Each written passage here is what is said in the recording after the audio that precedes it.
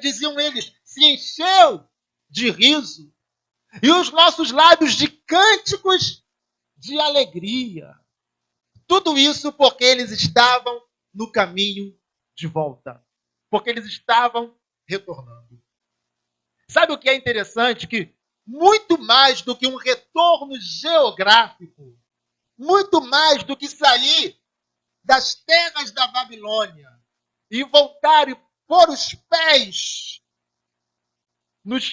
nas terras de Israel, é nos lembrarmos de quantas vezes, antes que eles fossem levados ao cativeiro, Deus proclamou através dos seus profetas, dizendo: volta, ó Israel, volta-te para mim. Quando Deus assim dizia, eles não haviam ainda sido levados para o cativeiro, e Deus dizia: volta-te, volta Israel, volta-te para mim. Mas eles não deram ouvidos, tanto Israel quanto Judá não davam ouvidos. E então, apesar de não ser essa a vontade de Deus, Deus os leva para o cativeiro. E após 70 anos, eles estão agora voltando. E esse retorno, ele não é apenas o retorno para Israel, não é apenas o retorno geográfico, mas agora eles também estão voltados para o Senhor. Amém, amados? Quem entendeu, diga amém.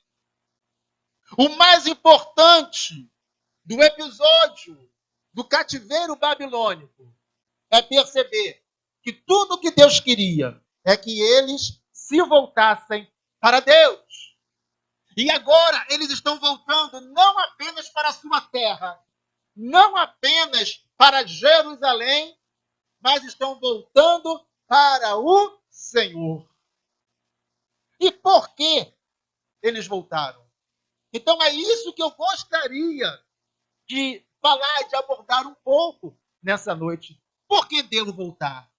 Só que eu quero ir além do episódio do povo de Judá. Eu quero ir além do episódio histórico. Eu quero trazer isso para o nosso contexto. Porque nós precisamos voltar.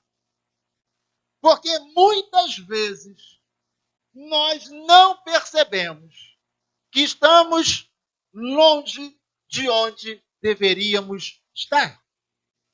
Quando Deus está clamando a Israel em Judá, dizendo: volte-se para mim, antes do cativeiro da Babilônia, antes que eles fossem transportados para a Babilônia, quando Deus está dizendo: volte-se para mim, eles não queriam voltar-se para o Senhor.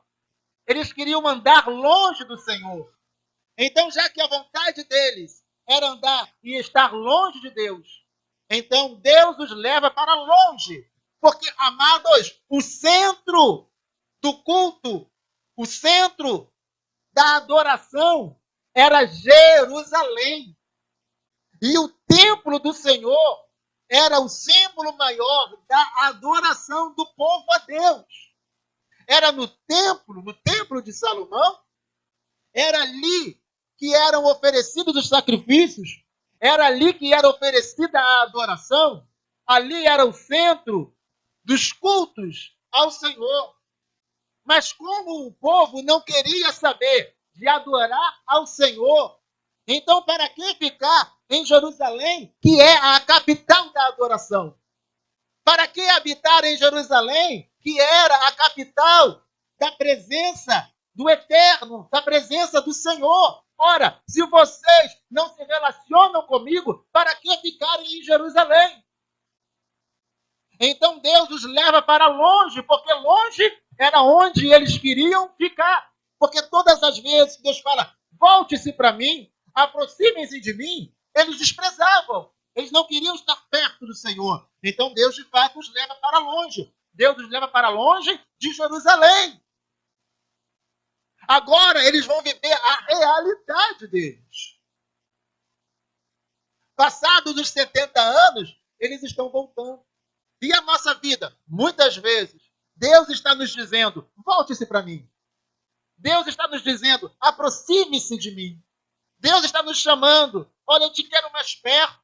Deus está nos dizendo, olha, você precisa buscar mais a minha face. Olha, você precisa se envolver mais. Olha, você precisa estar mais comprometido comigo.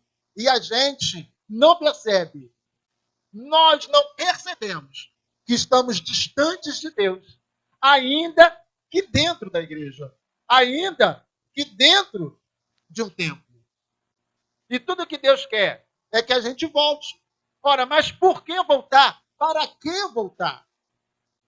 Quando eles retornam à Babilônia, não imagine que a Babilônia ficou deserta, vazia de hebreus.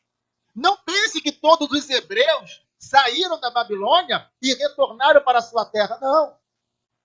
Muitos escolheram continuar na Babilônia. Muitos escolheram continuar vivendo na terra do cativeiro. Muitos decidiram ficar onde estavam bem instalados. Avança um pouco aí, vamos estar vendo isso aos poucos, senão eu vou esquecer aqui. Para alguns, a Babilônia foi lugar de prosperidade e sucesso financeiro. Para outros, foi lugar de humilhação. Ora, a Babilônia, ali era a capital do império. Ali era um centro de oportunidades. Se considerarmos que todo o povo que para lá foi não era escravo. É verdade que alguns foram escravizados, mas o povo não estava na condição de escravo. Estava na condição de exilados, de dominados, forçados a habitarem nos termos da Babilônia. Mas eles tinham, na sua grande maioria, a maioria que para lá foi, tinha a liberdade para trabalhar, tinha liberdade para conquistar. E quando lá se instalam, ora, a capital do império, lugar de riqueza, lugar de ganhar dinheiro, lugar de oportunidades de fazer negócios, oportunidades para adquirir conhecimentos variados, lugar de oportunidades. Então, muitos decidiram continuar lá, porque já estavam estabelecidos com o seu trabalho, com o seu emprego, com os seus negócios, adaptados àquela cultura. Muitos tinham casas bonitas, casas luxuosas. E também temos que nos lembrar que, àquela altura do campeonato, a maioria havia nascido lá, porque 70 anos havia passado. Então, aquele que saiu de Jerusalém com 20 anos, teria agora 90 anos de idade. Então, a maioria que naquela altura, naquele momento, vivia na Babilônia, era uma geração nova. Eram homens e mulheres que nunca chegaram a conhecer Jerusalém. Que tudo o que conheciam de suas origens era de ouvir falar. De tudo que conheciam da capital da adoração, que é Jerusalém, era de ouvir falar. Mas nunca chegaram a conhecer a maioria absoluta. Então, você imaginar que esses que nasceram na Babilônia, cresceram lá, estudaram lá, se formaram lá, imaginar que para eles retornar a Jerusalém fosse algo aprazível, desejável e fácil, uma mudança fácil, é um engano. Mas também permanecer em uma terra onde eles eram hostilizados, porque viver no exílio não tem jeito, você sempre será hostilizado. Então, se por um lado a Babilônia era um lugar de grandes oportunidades, a Babilônia também era um lugar onde eles eram hostilizados, menosprezados, desprezados. Amados, isso nos faz compreender que quando estamos longe de onde Deus quer que estejamos, de onde Deus planejou para estarmos, podemos até alcançar e conquistar algumas coisas. Mas lá não é o nosso lugar. E por lá não ser o nosso lugar, seremos hostilizados. Por lá não ser o nosso lugar, sofreremos muitas humilhações. Quantas pessoas vivem nesse mundo longe de Deus? E por isso têm sofrido, por isso têm sido humilhadas, por isso a vida não lhe garante confortos. Porque longe de Deus não há conforto nem segurança. Pode ter prosperidade financeira, pode ter diversão, lazer, pode ter muita coisa, mas estão longe de onde Deus quer que estejam. E quantas vezes é assim que estamos? Estamos conquistando, estamos tendo oportunidades, estamos prosperando financeiramente, a nossa vida está se desenvolvendo socialmente, intelectualmente, financeiramente. Estamos conquistando casa, carro, estamos conquistando tantas coisas. Mas estamos longe da adoração, longe da presença de Deus, porque Jerusalém era lugar da manifestação da presença de Deus. Era em Jerusalém onde a glória de Deus habitava. Era em Jerusalém onde a adoração era realizada. Era em Jerusalém onde eles eram envolvidos e abraçados pela presença de Deus. Por melhor que pareça ser a nossa vida, longe de Jerusalém, por melhor que pareça ser, sempre nos faltará alguma coisa. Alguns decidiram voltar para Jerusalém, vir para Jerusalém, mas outros preferiram continuar na Babilônia. Porque para esses, lá era lugar de oportunidades para a sua vida pessoal, material, financeira.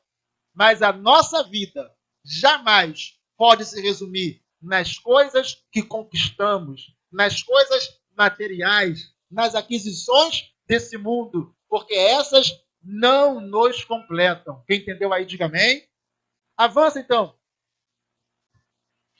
Na Babilônia havia oportunidades, mas em Jerusalém havia propósito. Então é aqui que você começa a colocar a tua vida em ordem. É aqui que você começa a entender o que Deus tem para falar para você nessa noite.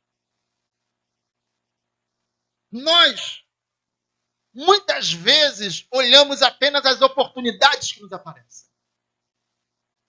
Então a gente estuda, trabalha, batalha, começa a construir coisas. Perdemos tempo, não temos tempo para orar, não temos tempo para estar na casa de Deus, não temos tempo para cultuar, não temos tempo para ler a Bíblia, não temos tempo para ler um livro que nos edifica. Não temos tempo para edificar a casa de Deus, ganhar almas, pregar, falar de Jesus, participar do evangelismo. Não temos tempo para estarmos envolvidos na obra de Deus, porque estamos presos nas oportunidades que nos aparecem. Queremos aproveitar as oportunidades da vida. O mundo está cheio de oportunidades. O mundo está cheio de ofertas. O mundo nos oferece todos os dias tantas coisas.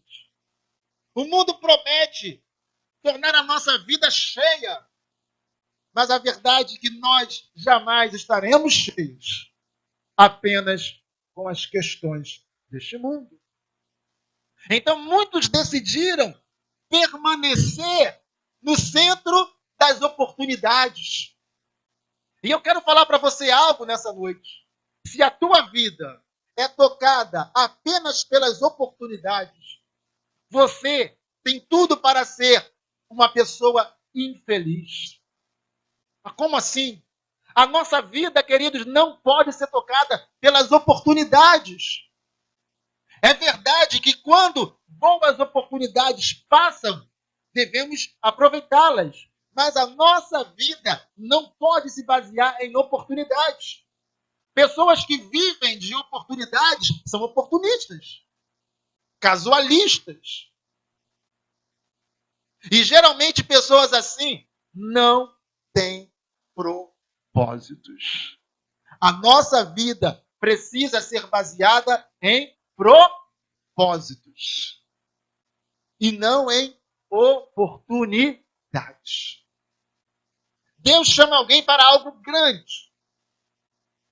A pessoa não sabe até onde ela será usada, mas ela está na sua missão, ela está na sua tarefa. De repente surge uma boa oportunidade, e quando a pessoa percebe, uau, que oportunidade, a pessoa abandona o caminho que estava, a missão que estava, para aproveitar uma oportunidade. Essa pessoa não tem propósito, ela vive de oportunidade. E o diabo sempre vai nos oferecer oportunidades. Uma vida que é baseada nas oportunidades tende a ser uma vida de frustrações.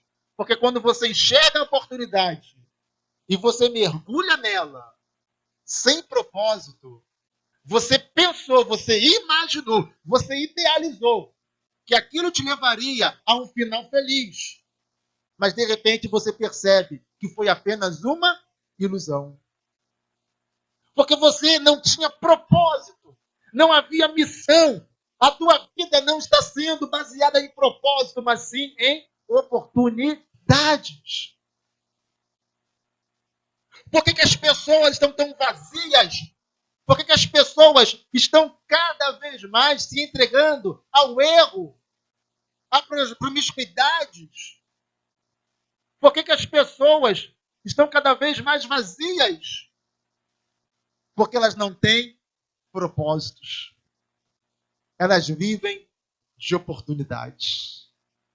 E triste é uma vida sem propósito. Uma vida de oportunidades. Ela ora está lá, ora está aqui, ora está lá. Não tem direção certa. Não tem rumo certo. Mas uma vida que tem propósito é uma vida que sabe aonde precisa chegar. Sabe o que precisa realizar e construir.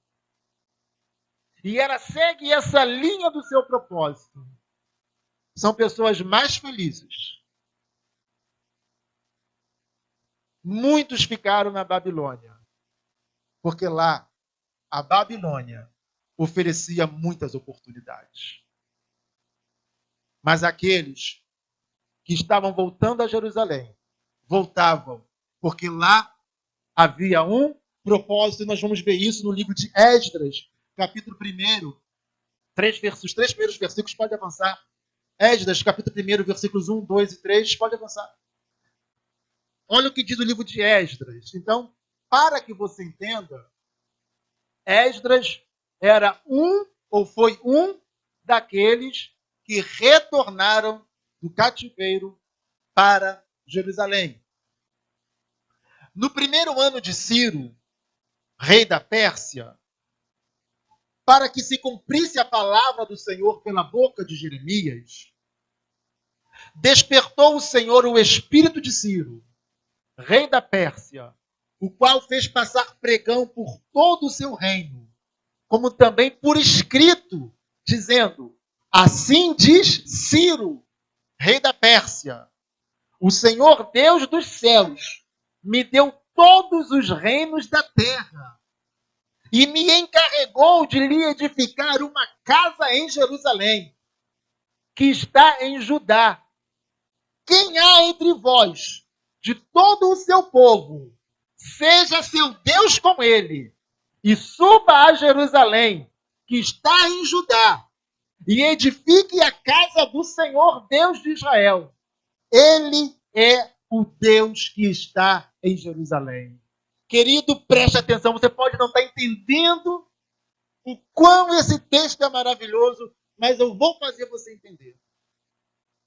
Ciro era um persa que conquista a Babilônia, e agora o Império Babilônico era comandado, era controlado, era dominado, era reinado por um persa chamado Ciro. Ele não era judeu, ou seja, não era hebreu, não era de Israel. não tinha a religião de Israel, não cultuava, não adorava ao Deus de Israel, ele era um persa. E agora ele é o homem mais importante, mais poderoso do mundo. Todo o império agora está na mão de Ciro. Então essas palavras que você leu e ouviu não são de um profeta, não são de um rei de Israel, são de um persa, um gentio. E ele, como a própria Bíblia o chama, como Deus diz de Ciro, o meu servo. Agora esse homem que é um persa, ele é chamado por Deus de meu servo. Porque servo de Deus é todo aquele que se coloca na mão de Deus para por ele ser usado. E sabe o que é maravilhoso nesse texto? É que Ciro, ele começa dizendo que Deus, que o Senhor deu a ele, versículo 2, assim diz Ciro, rei da Pérsia, o Senhor Deus dos céus me deu todos os reinos da terra. Esse homem que não é de Israel, ele está dizendo, olha, o Deus dos céus entregou nas minhas mãos todos os reinos. Ele está dizendo, eu não conquistei porque eu sou um homem poderoso, mas Deus me deu todos os reinos da terra. Olha que tremendo. Ah, querido, tomara que você também sirva a esse Deus dessa maneira. Tomara que você também compreenda que esse é o Deus que te dá todas as coisas. Não adianta querer mergulhar nas oportunidades se não é o Senhor que está te dando. Se o que você adquire não vem do Senhor, não adianta nada. E então Ciro está decretando, ele está dizendo, olha, no versículo 3, ainda no versículo 2, melhor dizendo, não continua no versículo 2, assim diz Ciro, rei da Pérsia, o Senhor Deus dos céus me deu todos os reinos da terra, e olha o que ele vai dizer, e me encarregou de lhe edificar uma casa em Jerusalém. Agora, o imperador persa está dizendo, Deus me encarregou de edificar uma casa para ele, o templo, a casa de Deus, lá em Jerusalém. Que tremendo, querido. Que tremendo isso. Versículo 3. Quem aí de vocês, quem aí do povo de Deus, seja seu Deus com ele, e suba a Jerusalém, que está em Judá, e edifique a casa do Senhor, Deus de Israel. Diga aleluia. Na Babilônia havia oportunidades, mas em Jerusalém havia propósito. E Deus elege um gentio para edificar a sua casa em Jerusalém. Porque havia um propósito. Porque era o tempo do templo ser reconstruído. E esse homem usado por Deus está dizendo para seus súditos, vocês que são de Israel, vocês que são de Judá, melhor dizendo, vocês que são povo de Deus, suba a Jerusalém e edifique a casa do Senhor, Deus de Israel. Esse era o propósito. E nós temos baseado a nossa vida nas oportunidades ou no propósito. Então agora alguém está deixando a sua casa adquirida, conquistada, confortável na Babilônia, está arrumando a sua bagagem e está dizendo, estou subindo a Jerusalém, porque há um propósito maior. A minha vida na Babilônia alcançou algum conforto, mas eu não posso ficar confortavelmente na Babilônia, quando a cidade santa e a casa do meu Deus está em ruínas. Eu vou para um propósito maior. Nós vamos reconstruir Jerusalém. Nós vamos edificar o templo do Senhor. Nós vamos restaurar a adoração ao Deus verdadeiro, ao Deus único que é em Jerusalém. Há um propósito. Eu vou deixar tudo na Babilônia e eu vou para o propósito de Deus para a minha vida. Ah, querido, é momento de nós revermos a nossa vida. Qual tem sido o propósito da tua vida? Qual é o propósito teu? Para onde tem caminhado a tua vida? Eu não estou falando que você não tenha que vencer na vida. Muito pelo contrário, você sabe que o que eu mais quero é que você vença na vida, que você estude, que você conquiste, que você melhore, que você tenha conforto. Mas nada disso terá valor nenhum se não houver um propósito maior na tua vida. Amém, amados? Deus está dizendo para nos voltarmos. Deus está dizendo para o povo, volte. Agora não é uma volta geográfica, apenas como eu disse no início, mas é voltar-se para Ele. A disposição daqueles homens e mulheres de reedificar Jerusalém, de trazer novamente a alegria para Jerusalém, de restabelecer o culto e a adoração no centro do culto e da adoração que é Jerusalém, que é o Monte Sião, que é a capital do Senhor, que é onde fica o templo. Então, amados, o que Deus está falando para você? Volte-se, reedifique as tuas estruturas de adoração, reedifique as tuas estruturas de relacionamento com Deus. Babilônia não é lugar de relacionamento com Deus. Você até pode orar na Babilônia, mas Babilônia não foi eleita para adoração. Podemos estar vivendo a nossa vida com os nossos propósitos, projetos, mas se nós não estabelecermos as bases para um relacionamento íntimo com Deus, para a adoração a Deus, para o nosso culto a Deus, de nada vale a nossa vida lá fora. Por isso, precisamos voltar à adoração. Deus nos traz de volta para a adoração. Voltemos-nos para Ele. Avança aí, por favor. Jerusalém é o centro da adoração. Então, para isso, fomos escolhidos. Não fomos escolhidos para viver no cativeiro. Não fomos escolhidos para viver na Babilônia. Mas nós fomos escolhidos para viver na adoração, no relacionamento com o Pai. No relacionamento com Deus. Jerusalém é lugar de relacionamento com Deus. Eu já disse e repito, é em Jerusalém que a glória de Deus se manifesta. É em Jerusalém onde a presença de Deus habita. É em Jerusalém que se cultua e se adora. Volte-se para Jerusalém. Volte-se para a adoração. Volte-se para onde Deus quer habitar e estar conosco. Busque a presença dEle. Busque o relacionamento com Ele.